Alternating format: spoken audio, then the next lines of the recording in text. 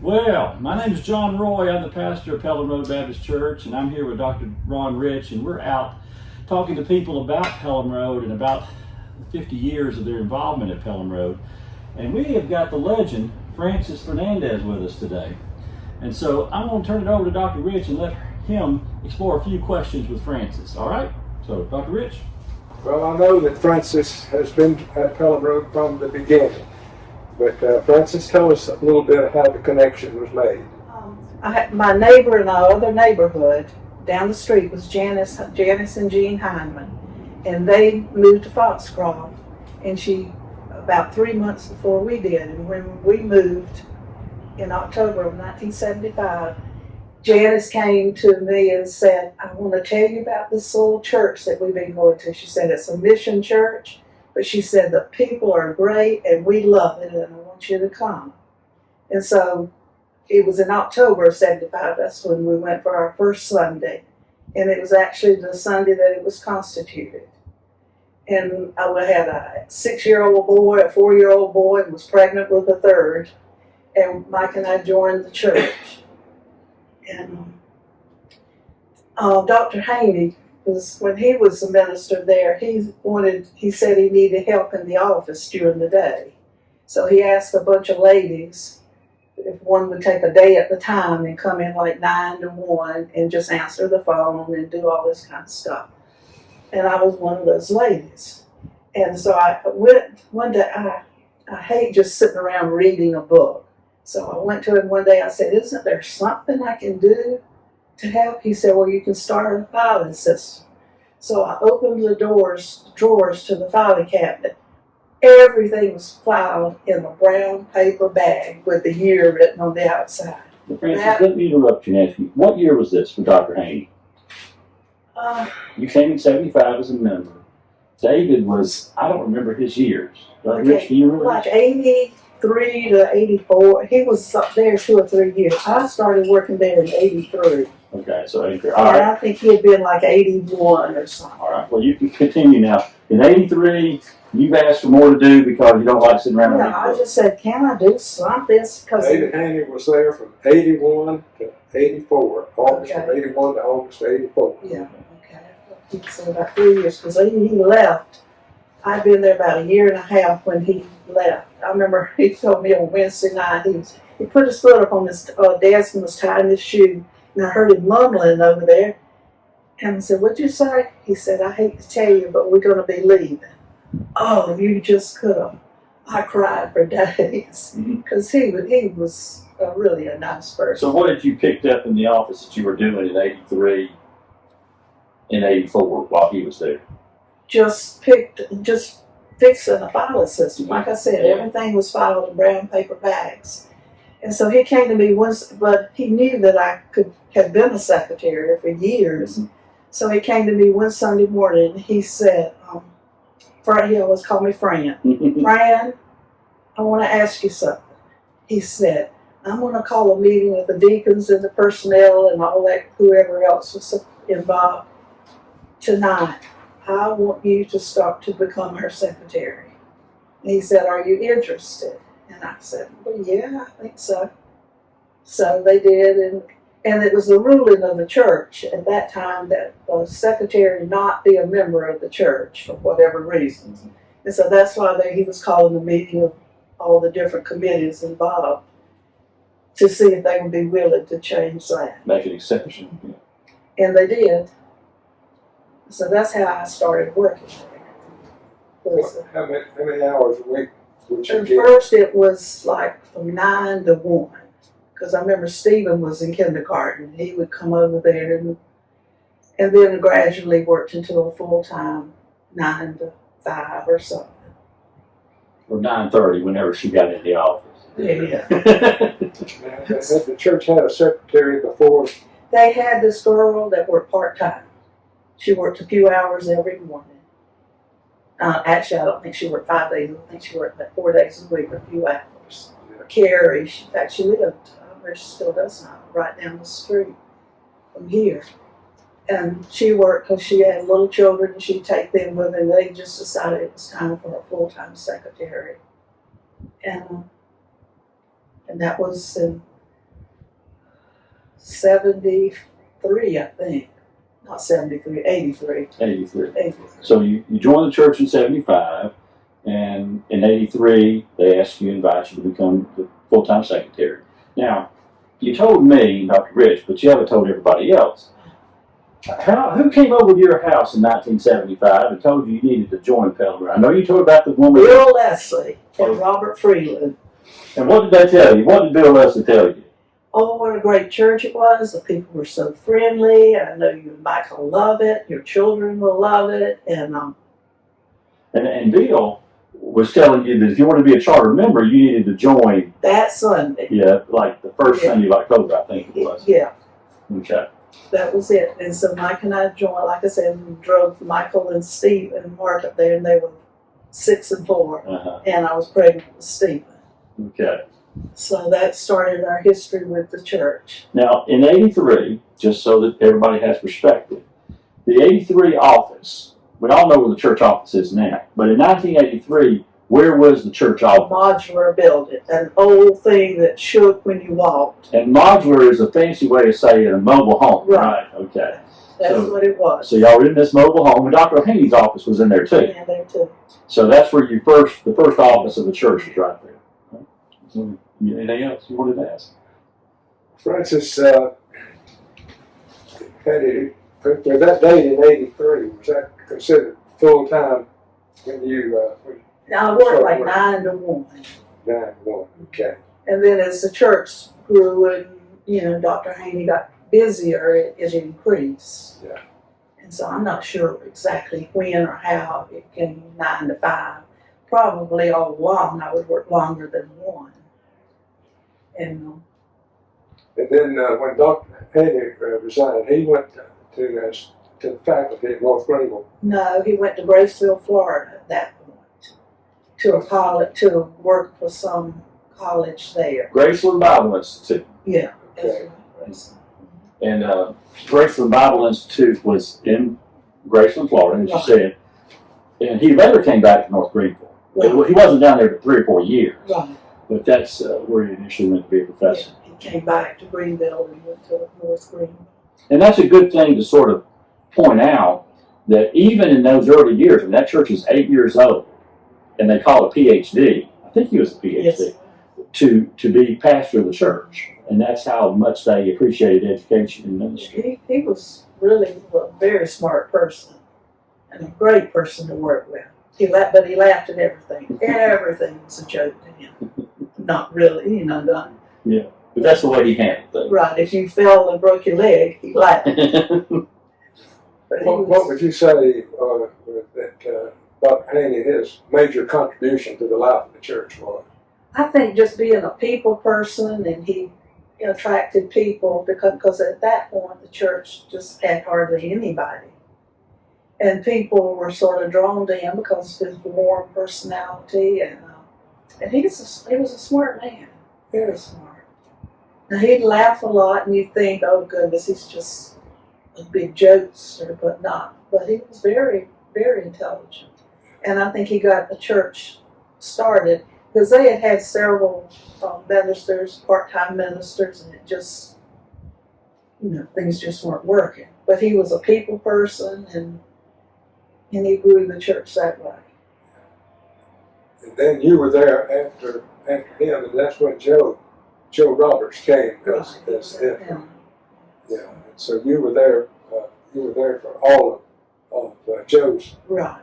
I think Joe was at the church 3 different times. Right. And it was funny because when I was about 16 or 17 years old, Joe Roberts was our summer youth minister.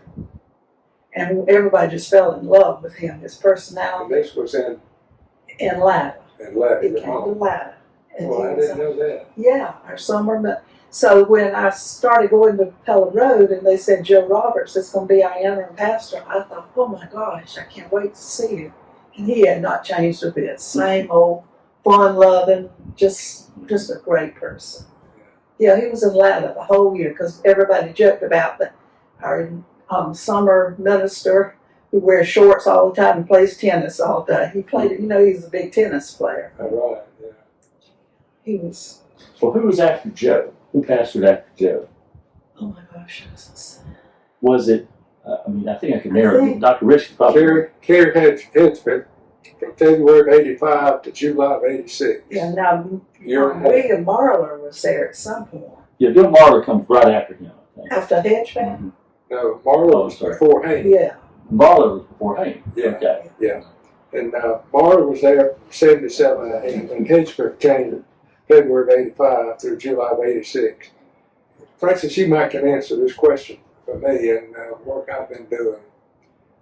When I came as pastor in January of 87, the church had already had two works in progress. One was Jim Neal, the architect, had drawn some preliminary plans, drawings for the construction of the first sanctuary, and the church was engaged in the Together We Build program. Here's my question. Is it your memory that Carrie was there when Jim was engaged and when they did the... Carrie Hedgeback was part of the Together We Build program. I remember him having a small part of that. Do you remember any more about the when Jim Neal was engaged as the architect? No, I just remember that he was. I don't know any real details. I want to find that out for certain. That when Jim was employed to do the architectural work. That would have been along that, those years, but I don't know the exact date. When Bill Marler was there was one thing that I remember very vividly. Tony and Betty Garrett had a son that died tragically as a He child. had Ray's syndrome. And That's called. and Bill and Tony developed a very close relationship during that time that lasted as long as Bill lived. And then Betty began the Compassionate Friends ministry. That's where she And handled that's the about loss the of their time only that Mike child. and I joined. Yeah. And the Parkers were already at the church at that point in time. But the memory that's been kindled is the strong pastoral leadership that Bill Marler gave at a difficult time in the life of the church. He was a very quiet, sort of reserved type person. Yeah. But again, he was as I've been told stories, he seems to be a person who was well educated Yes. and very much believed in education. So, I know we're going back and forth, so I'm trying to help the listener. There's the first pastor, the family pastor, before it was an actual congregation, was from Central, Bob Freeland. Then after Bob, Bill Marler comes. And then after Bill Marler, there's David Haney. And then after David Haney, there's Carrie Hedgeback. And then Joe Roberts was intermingled in There there. was a Don Smith that was Yeah, there Don- very briefly. Yeah, Don Smith was there very briefly too. But Joe was a good friend of the church because he kept coming back whenever there was an interim need. And he, as you described him so well. He was the life and soul. 3 times, and like I said, he's Dr. Rich comes in 87. All right. He drives onto the property in 1987. What do you see when you drive on the property? Snow. Snow. The ground was covered in one of the largest snows that we had in all the years that I've been connected with the church. Uh-huh. And I remember the first Sunday that A.C. Chastain, living out there on Woodruff Road, drove a tractor from all the way from their place on Woodruff Road to the church and scraped the parking lot. he lived in Sansonville. Yeah. And I remember that snow. And So building wise, though, there was still the module that you were. The old rickety trailer that's swayed people. And then what I call the Ann Hitt house was still there. Ann's a member of the church. It was the house that her family lived in and she grew up in. So that was what was on the property, right? I mean, it's you had to have a lot of faith to come to a place with a mobile home and house. Well, that was my third strike at being pastor at Pelham Oh, Road. really? Yeah. When I was pastor at Hartsville, we had a major building program, and on the end of that major building program, the pastor search committee at Pelham Road contacted me, and we talked. Like Corbett Parker was and his family had joined the Pelham Road, and he had given to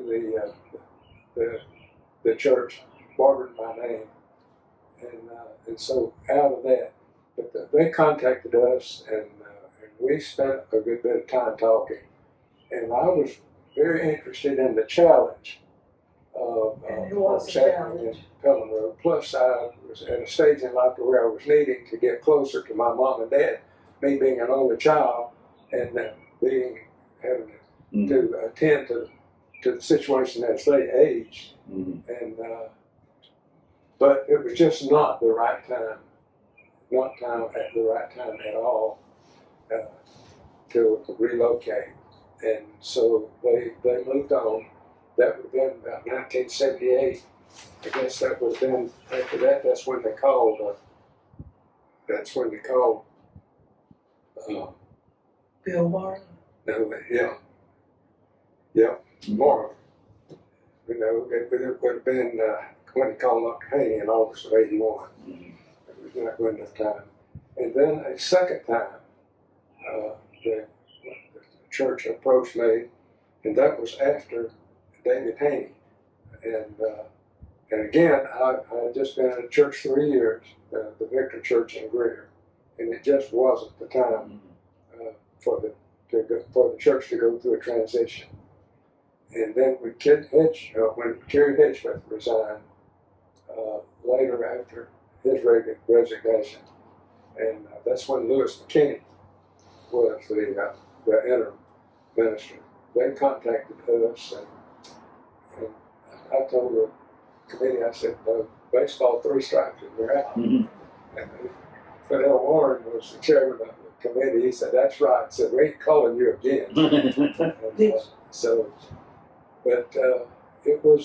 I had several extended conversations with them about who I am as a person, how I had evolved as a minister, as a Baptist minister, and what I felt about the challenge of a church like at Pelham Road. So, do you remember that they asked me the deacons asked me to resign because they wanted you to come with a clear sheet, and you had told them you wanted to talk with me. So you came one morning, you were there an hour or so, and you called me Miss Fernandez. You started to go, you said, Miss Fernandez, I don't think there's going to be a problem with the two of us working together, but if there ever is, you'll be the first to know. And we all were a good team. I know. So how many years did you work with Dr. Rich? Do you remember? the whole time. The whole time you were there, but Yeah, well, that's less than 11 and a half years. I was there 26 years. Yes. So He was, the whole time he was there. can I interrupt for just a second? Yeah. You mentioned some names that I think we want to get something on tape about. Brother McKinney, what would you like to say about him and his wife? He was an angel. He came at a very I think it's when Hedgepeth left that Reverend McKinney came, didn't he? Yeah. And he just was, I don't know, I've never known anybody that could just make you feel like everything was going to be okay the way he could do, the way he would talk. He worked hard, and he came. He was a long-time pastor in the Maryland, D.C. area, and he had retired down here with his wife Frances. Right. And he was a Sunday school teacher at the church for a while, and of course he was an interim, as you just said, a very valued member of the community, and a good example of what the church was becoming, because he, like Dr. Rich, shared some progressive values Right. and on things. Now, you also mentioned Fennell Warren. So you got to go down that road and tell them a little bit about that. Fennell was probably, if there's ever been a saint on earth, it was Fennell Warren. Do you agree with me? He was a great person. He was just the kindest person, a hard worker, very, very intelligent, and he could lead in any area. As a chairman of the deacons, as a Sunday school teacher, he preached sometimes. He just was a great person. And Do you remember where he was from? Was he from Greenville? he came to Florida, I believe, wasn't it? Lakeland, Florida. Lakeland. I can say that because when he passed away, they asked me to do his memorial service, and I flew down there. Maurice Asheville flew me down there to Lakeland to do his service. Yeah. He did a lot for the church, and he came to some tough times where it was hard. I know he was chairman of the Baptist Church Committee twice during my contact. Right. The first time I remember, but I don't remember about the second contact. But it's very probable that he was, because he was probably the most highly regarded lay person in the church during that window of time.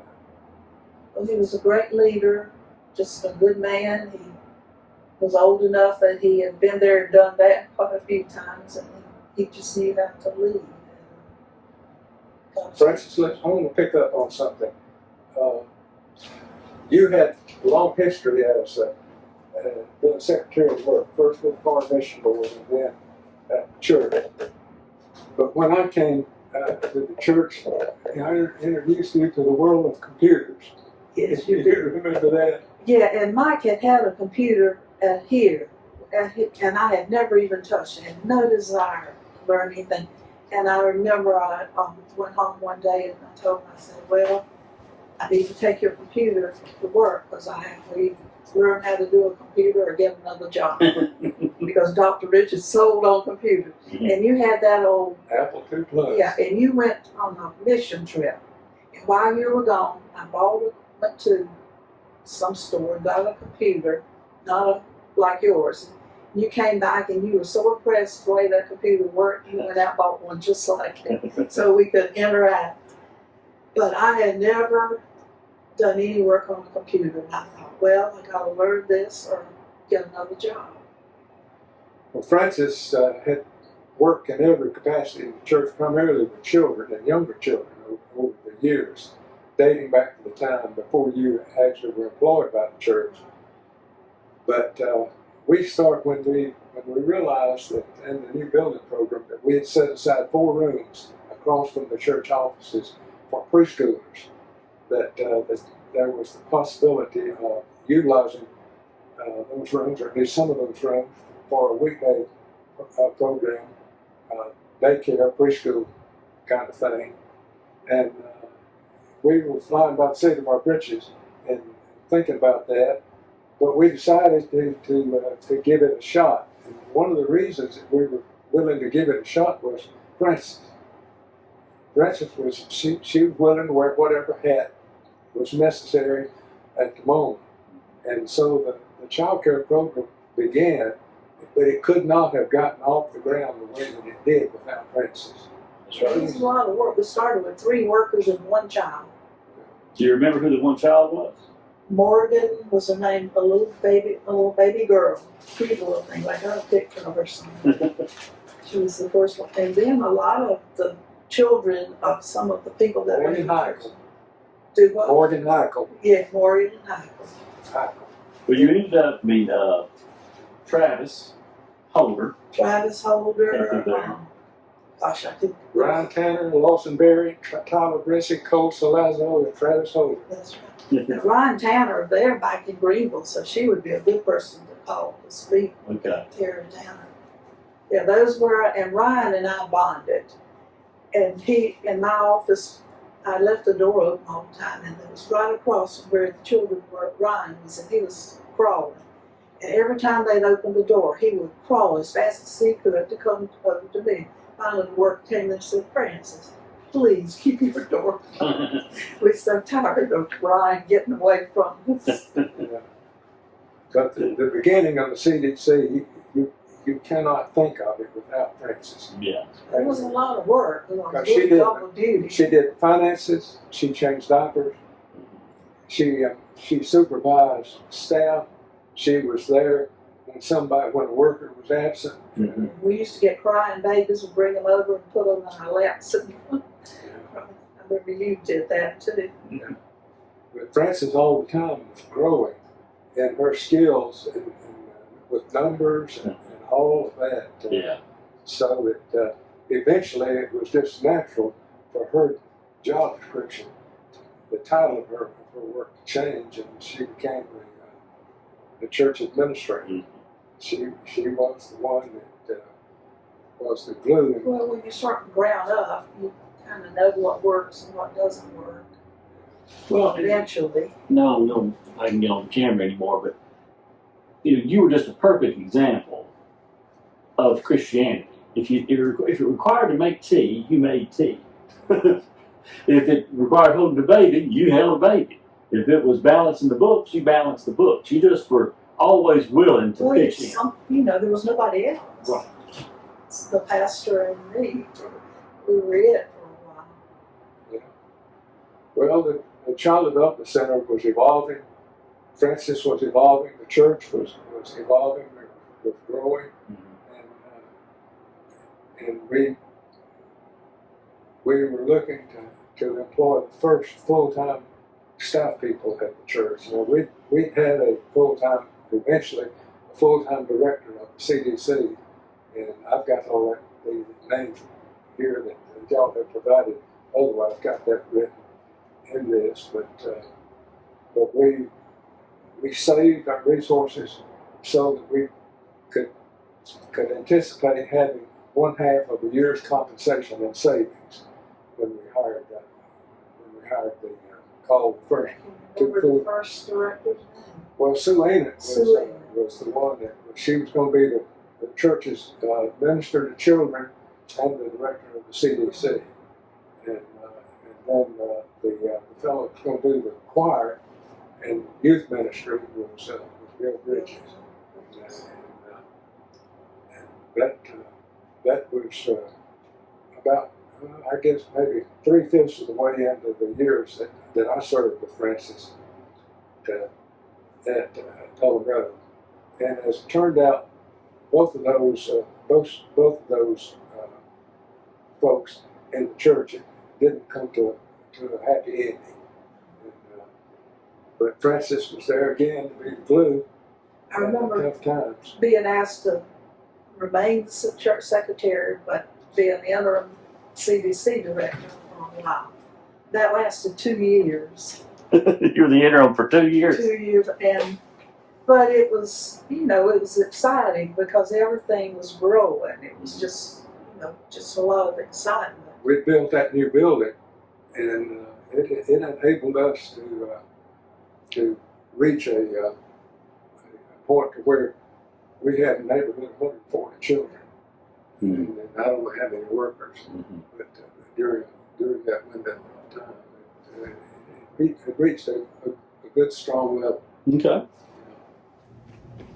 Thinking about the early days in the life of the church, those who served as ministers of music, the recollection that I have is that Stephen Clyburn, even when he was a high schooler at Central Church, the mother church of Pelham Road, came and worked with music, directed the youth choir. And then Frances has filled in after Stephen, a lady, tell us, the lady. So what you said was so attractive. Um, It was a minister of music. June Cosby. June Cosby. Crosby. Cosby. Yeah. I don't know if it's Crosby or Cosby. I don't know. We can get that straightened out.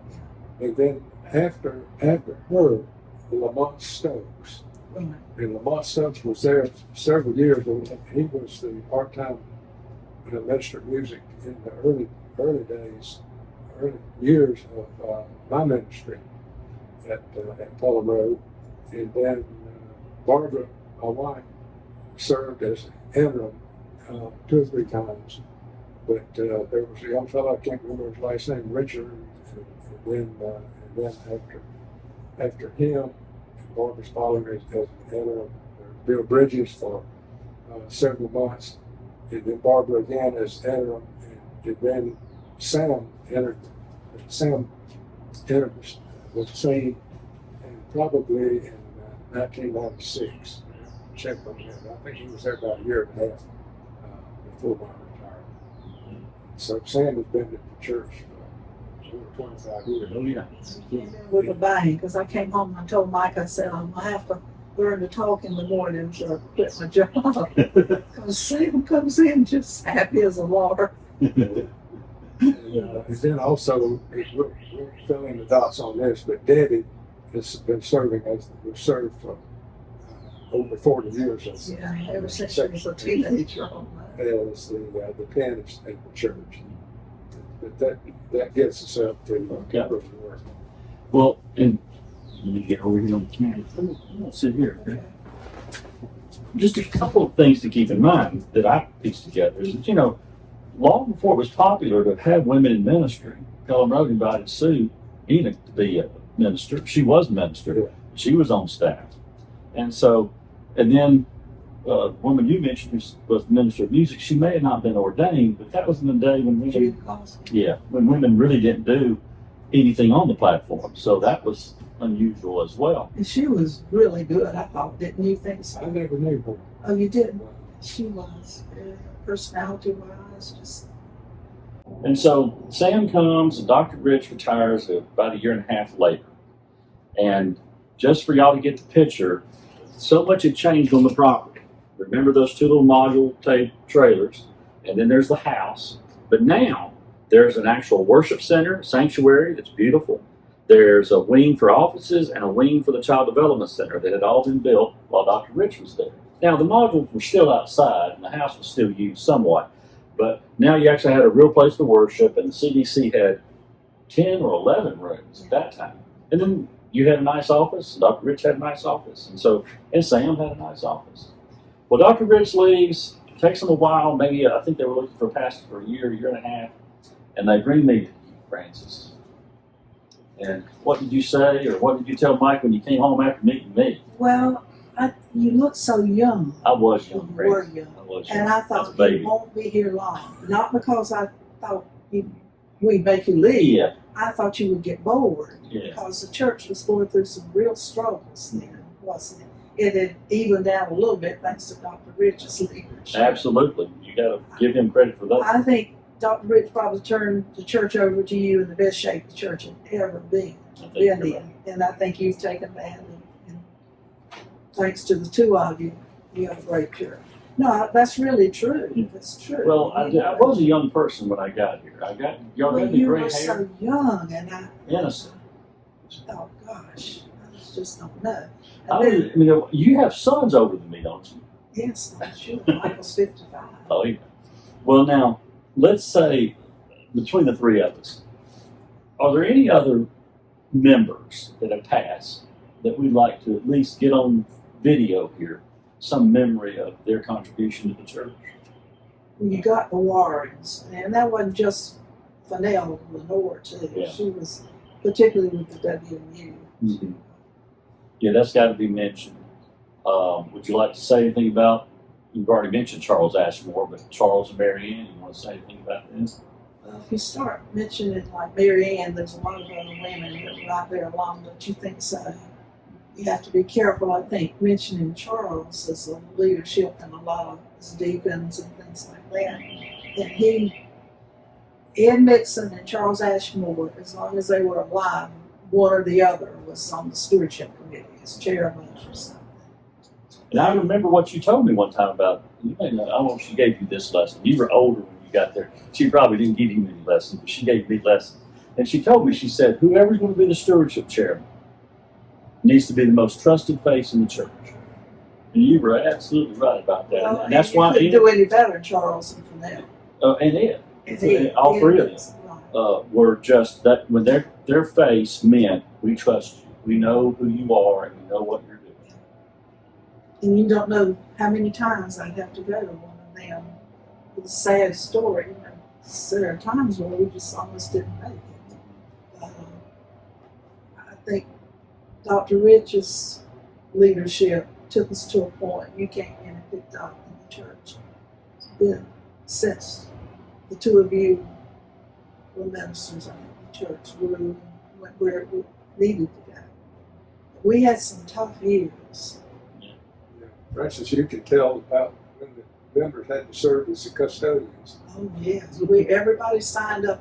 I remember one, and I would go down on Saturday to see if the person who was supposed to be doing it had done it. And a lot of times they had not. And I remember. For instance, how many years did you continue to serve with John? Oh, man, let's see. What year did you retire? 2009. 2009. So she was with me 9 years. And she continued wearing all those hats. Oh, the 9 hardest years of her life, I would imagine. She still made tea on Wednesday night suppers, at least several times a month. She did all manners of things for me. I don't know that you were changing the sign during those days, but you changed the sign sometimes. You didn't like doing it. I don't. Well, that's back in the day when you wore dresses. You try to straddle those bushes. Wasn't a very pretty thing to see. So I'd get Mike to go with me. I'd go after dark. Put those letters up.